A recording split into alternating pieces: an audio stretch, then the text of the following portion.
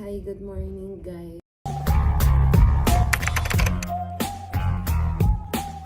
So for today's video, tara samahan nyo ko, kukuha ko ng ID, photo ID. So wala kasi kung ID dahil hindi pa ako kumukuha ng lisensya. Ito muna yung magiging valid ID natin dito sa Canada. So ngayon pa lang ako kukuha. Sa totoo lang, ang gulo ng weather dito. Summer pero biglang uulan, tapos biglang malamig. So ngayon maulan kaya wala akong umbrella. Hindi ko alam anong gagawin ko. Anyway, see you later. So ayan guys, maulan. Summer pero maulan. Ang gulo ng weather dito, pabago-bago. So lalakad tayong maulan ang weather. Yung mood swing ng weather, ewan, parang jowa ko lang. Bago-bago ng mood. Masaya, malungkot. Parang ganun lang din, guys. So, tara na. Hinahabol namin yung bus. Late na kami. Baka lumampas na siya. Ilang minutes din kasing aantayin namin kapag nalampasan kami ng bus. So, sayang. Ayan, tumatakbo na kami. Sayang. Mahina naman yung ambon ng ulan. Alam mo yun. Ang kulit lang namin noon. Exercise na din para mawala yung katamaran. Guys, patakbo-takbo kami pero wala pa rin yung bus. Late na siya. So, wala pa din. Ayan na ang bus, guys. Nakita ko na padating na siya.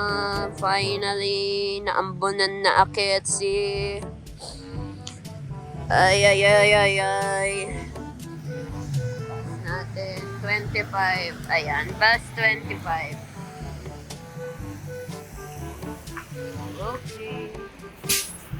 Saan tayo? Sa water. First time kung pa ganun na pabaliktad.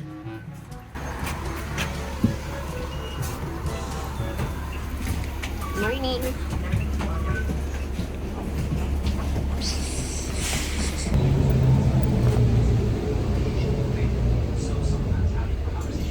So guys, dito naman kami sa number 16 bus. Ayan.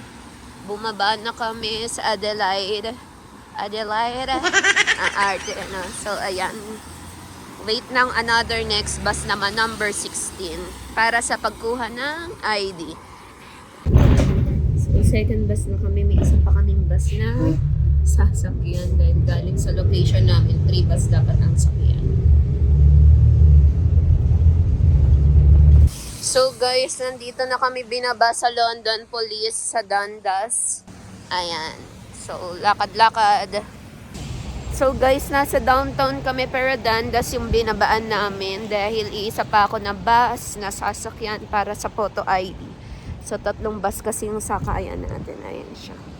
So guys, dito kami dinala temporary kasi close yung or parang hindi ko alam yung babaan ng isa.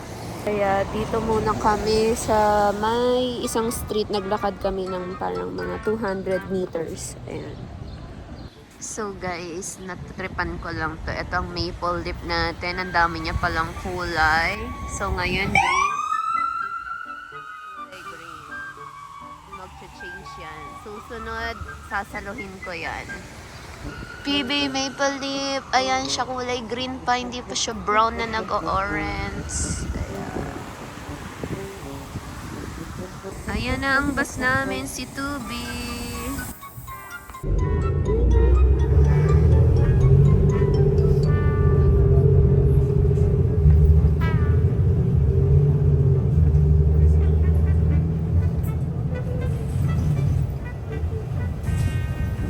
So guys, nasa Kalawakan na ako. Parang province na province tong pinuntahan namin. Ayan. So, parang isang oras din kami nagbiyahe. At dahil, ayan, nakikita nyo, maaraw na. Hindi na siya maulan, diba? Ang gulo ng weather. Maaraw na siya. Ano, lumuluha-luha yung mata ko. Hindi ko alam kung ano meron sa mata ko. Pero ayan na siya, guys. So, guys, doon tayo. Ayan, Service Ontario. Ayan. So, may home. Diyan tayo. Kailangan nating tumawid. Sigdad! Buwis buhay guys, tinawid namin yun. Tumakbo lang kami, highway na highway, baliw talaga. By the way, ito na yung Service Ontario. Ayan, papakita ko sa inyo. Wait lang, hiningal ako sa pagtakbo. So, ayan na siya guys. Ayan na si Service, saan na? Ayan, si Service Ontario. Ayan, ayan, ayan. Ay, naku. Ayan na yung Service Ontario. Buwis. Guys, hindi ako marireleasan ng photo ID kasi parang sinadjust nga na since may driver's license ako sa Philippines, parang isa lang kasi yung pwede. So parang pagpipilian mo photo ID or driver's license, parang ayaw niya kasing itapon ko yung driver's license ko dyan sa Philippines. So parang she suggest na yung nakausap ko dito sa Service Ontario is gamitin ko yung driver's photo, yung parang pinaka-photo ID ko is yung magiging driver's license ko. Huwag ko raw itapon yung nag-i-experience kong driving dyan. So yun, parang nasayang lang din yung punta ko, pero anyway, dagdag kaalaman din sa atin yun, diba, na yun nga, isa lang talaga yung pwedeng magiging ID natin. So ayun lang guys. So guys, ayoko nang tumawid. Ayan yung tinawid namin ni husband. So suggest ko, maganda may dalang sasakyan dito sa sa Service Ontario, no? Kasi ayan ang haba ng nilalakad namin pabalik sa bus kung saan kami pupunta ni husband. Then yun nga, parang sa mga katulad kong may lisensya dyan sa Pilipinas, sinadjust kasi sa loob, ulitin ko lang, sinadjust sa loob kung may lisensya ka sa Pilipinas, para kasing isa lang naman yung valid ID dito na nire-record nila, driver's license or photo ID. So kung kunwari student ka dyan sa Pilipinas tas wala ka lisensya, kailangan mo pumunta dito sa Service Ontario para makakuha ng photo ID.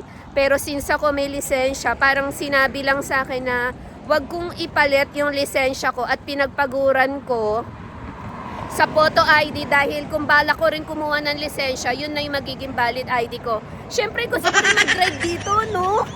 Paano pa yung lisensya ko, diba? Kaya yun siya. Isang advantage yun, lalo na may abstract history akong kinuha dyan sa atin sa Quezon City main office. So, hindi biro, kaya nga, yun nga lang, ang difference, guys, dito sa Service Ontario, makakatipid ka kapag photo ID, $25 lang. Pero kasi pag lisensya dito, mahal. Mahal siya talaga. As in, para kasing skilled mo talaga siya. Skills mo siya talaga dito na magagamit mo rin siya kapag mag-a-apply ng work. So, isa siya sa advantage. Kaya nag-back out ako. Okay lang na masayang yung pinunta ko. Pero, syempre, ID naman yun. May mga ID naman ako, which is passport. Anyway, yun lang. So, thank you! Guys, ang ganda ng car wash nila dito. Ayan, ipapasok mo lang yung sasakyan mo. Ayun na, naligo na. Ayan, lumalabas na. O, diba? Ang laki ng car wash nila dito, sana all. So, ayan, ang layo ng nilalakad namin. Siguro parang 1 kilometer. Ilang minutes pa yung bus natin, guys? Diyos ko, ang layo pa, guys. 10 minutes pa. Pero ayoko na tumakbo, guys. Nararamdaman ko na yung hingal. Alam nyo yun. Grabe talaga yung mood ng weather dito. Ayan, maaraw na. Ang init. So, kailangan ko na rin maghubad. Tas bukang bruhan na rin ako. Oh, guys. Sobra lakas ng hangin. Diba? Loko-loko weather dito eh. Ayan. Hiningal ako, ha? Layo na nilakad eh. Hi, guys. So, ang next destination natin ay Goodwill. Ayan, medyo mahirap din pala makapunta dito. Ayun siya sa kabilang side. Ayan.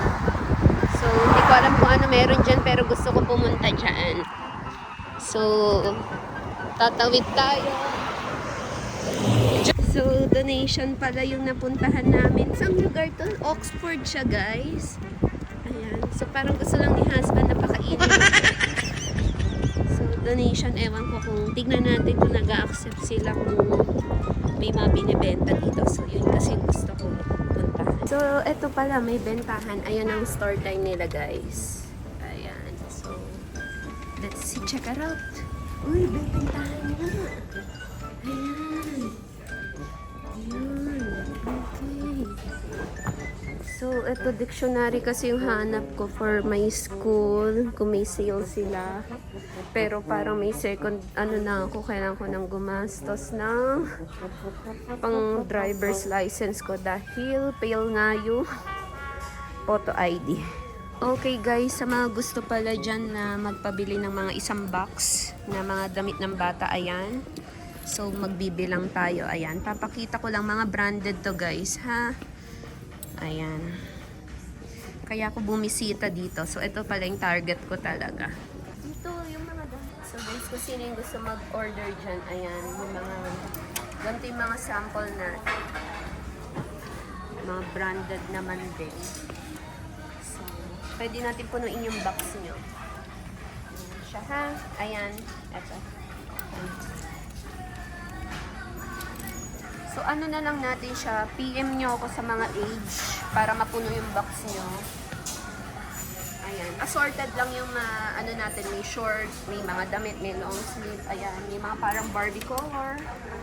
Sa mahilig sa pink, ayan.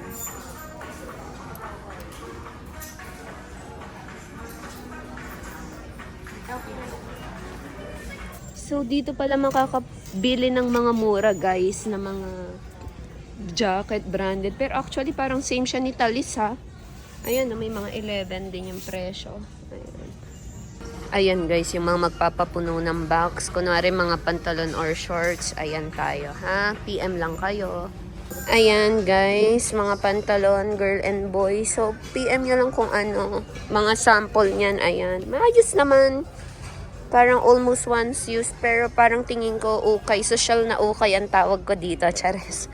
Ayan, magaganda naman. Ayan. Ayan, sa mga sale lang tayo guys, kasi may iba, ayan, ang tataas na ng price niya din, ha? Ayan. Ito mga jacket, dad, ayan.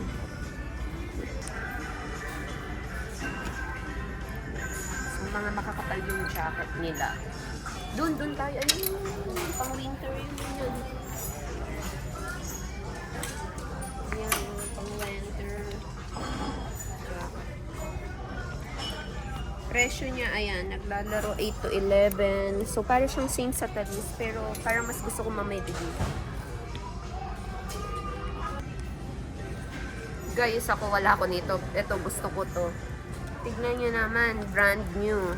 Tapos, ayan, sale na siya. So, maganda siyang kunin, diba? Wala akong pang winter. Hindi pa ako ready, pero, ayan siya. Ang ganda, ayan. Bagay sa akin. Kasya sa akin kasi extra.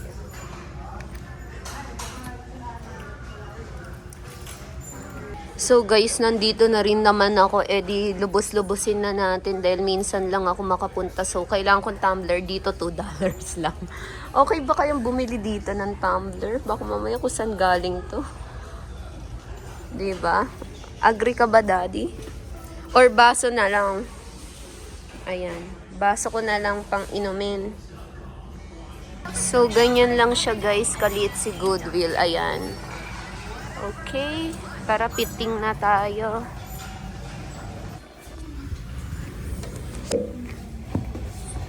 Ayan guys. So, magpipit check tayo kung bagay.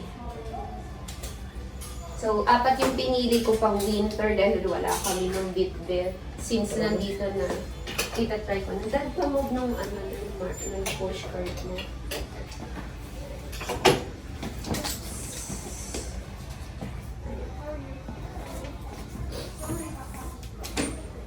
So, pahawak muna yan. Okay guys, ang unang fit check natin. Ito. Nagustuhan ko kasi yung kulay niya. Ang size ko ay large, pero parang nasa so made in China, wala tong brand. Magpipiling erong pero kasi malamig talaga eh. So, ano, malaki ba siya sa kuya, dad? Okay ba? Parang sobrang laki niya. Pero okay yung malaki, ha? Sobrang laki nito, guys. Ihud mo ang gano'n? Ihud ko. Feeling on the bake. Mainit guys, summer. Nakita niyo umaaraw na sa labas. Next natin, kaloka. Ang laki ng heating area, in fairness. Next natin ay sinipon na ako sa ulan araw kasi. Uy, maganda to. Gusto ko rin to.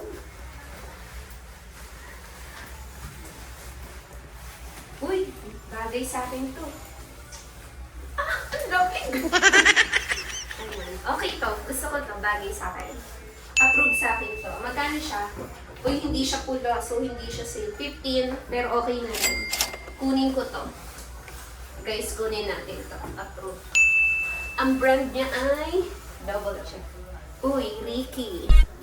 Ricky Reyes. Charet. Next natin ay yung green. Ito may brand din. Canadian. Large. So, tingin ko kasya sa akin yan. Tignan natin. Ay, ang heavy ha. Parang katulad nung sa pang-Baguio na na jacket. Ay, maganda rin. Ay, gusto ko rin to. Ganda. Uy, ang ganda nito. Kunin ko rin to. Kunin ko to. Magbibigit tayo marami. Mainit. Mainit siya. So, dalawang na yung crush ko. And last, saan na yung last? Yung last, ito yung brand new. Yung sabi ko guys, crush ko. So, ito. Ayan, yung brand new. Ayan. Yung parang ang ganda rin nito. Ito yung red tag. So, ibig sabihin sale talaga siya, no? Pero wala siyang tali. Malaki sa akin. Hindi ko siya bet. So, yung dalawa lang. Approved din ni husband yung dalawa. Ito, wala lang. Parang arty lang ako. Hindi na model lang. So, yung dalawang black and green yung kukunin ko. So, yes, sorry, brand new ka pa naman, pero hindi ka pang winter na expected ko. So, sorry. I'll get the two. Siya guys. Ayan, ganyan lang kalaki si Goodwill. So, next visit na lang tayo. Yung dictionary sana bibiling ko pero naging winter jacket. Ang cute no? Guys, wala kaming bit-bit pero biglang napabit-bit. Ang ikinaganda pa, libre yung reusable bag. Wala kaming bit-bit ni husband. Anong masasabi mo, Dad? Ang mura, no? Ang mura nang nabili natin. Parang 1-3 sa pera natin. Meron na akong magandang jacket na pang winter. Pero summer bumibili ng pang winter. Parang loka-loka lang dito. Uwian na. So, yun na nga guys. From Goodwill, sobrang layo ng nilakad namin. Pati sira-sira yung daan dito. Ayan. Mukha na ako talagang bruha. Ayoko kasi iipit yung buko dahil malamig. Para at least tinanggal ko na kasi yung jacket ko. So, medyo malayo-layo yung nilakad namin. Almost 1 kilometer na to para sa sakayan pa uwi sa bahay. Pati, ayan na naman yung weather natin. Nagdidilim na naman. Nakakaloka, diba? Buti na lang depayong kami. So, grabe. Nakakapagod na araw to, From Service Ontario, more lakad. Ngayon, Goodwill. Nag-side lang naman kami ni husband kung paano yung magandang puntahan. So, sa mga gusto magpabili sa Goodwill ng mga box-box na mga damit, no? Tignan natin kasi medyo malayo pala yung lalakarin. Wala pa ako sasakyan dito, guys. Kumbaga, punuin natin yung mga damit nyo. Kasi iba-iba rin yung mga arrival. Ayan, umaambon na naman siya. Nakakaloka talaga. Eksakto yung binili nating jacket. So, yun. So, see you again, guys. Sa susunod nating vlog, kung saan na naman tayo mapapadpad nitong mga paa ko. I hope you like this video. And I love you. Bye-bye!